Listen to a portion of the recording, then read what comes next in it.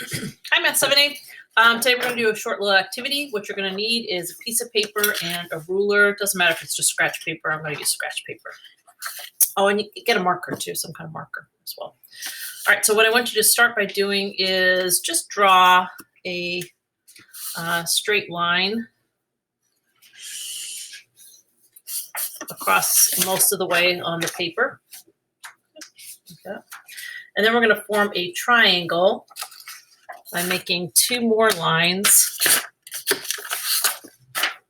and make sure that there is sort of a line, a tail kind of hanging out here, that it did not, your triangle includes a part that's sticking out like that. Oh, you're also going to need some scissors. And so you're going to cut along that bottom line. It doesn't have to be real close. So it comes out like that. And then we're going to cut along this part right here,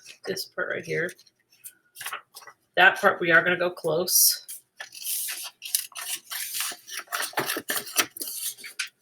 I'm going to trim this little edge here, actually. So actually, yeah, you should go along the bottom edge there, kind of close. At least where the angle's concerned.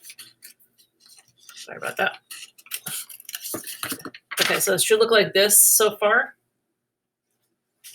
And then we're going to make one more cut here at the top. We're not going to go all the way down. We're only going to go like maybe an inch down.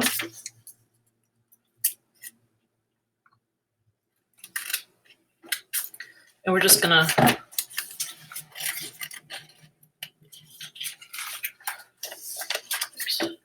remove that little chunk so it looks like that. So take a good look at that for a minute. Okay. We're going to label the interior angles A, B, and C.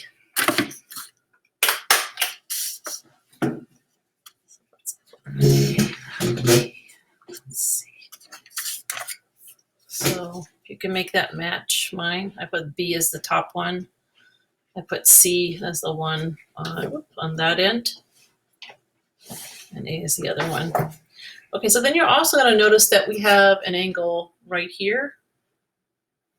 This is called the exterior angle of a triangle. It's an exterior angle because it's supplementary to one of the interior angles. So any angle that's supplementary to an interior angle is called an exterior angle. Let's put an X on that for exterior. Like, I know exterior starts with an E, but let's give it an X. Okay, so there's our exterior angle right there. Okay, next, you put your marker away. I want you to take angle B. Why don't you just fold it a little bit to make a little crease and just kind of tear it off. I want you to tear it off and don't use your scissors because I want you to have that kind of rough edge so you know that that's not the edge you want. And then you're going to do the same thing with C. Maybe fold it over to make it a little easier, but tear off angle C also.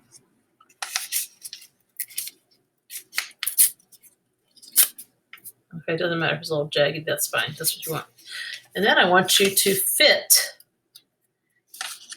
angle B and C. I want you to take their vertex, remember, is here on each of them, right? So that rough edge is not the vertex.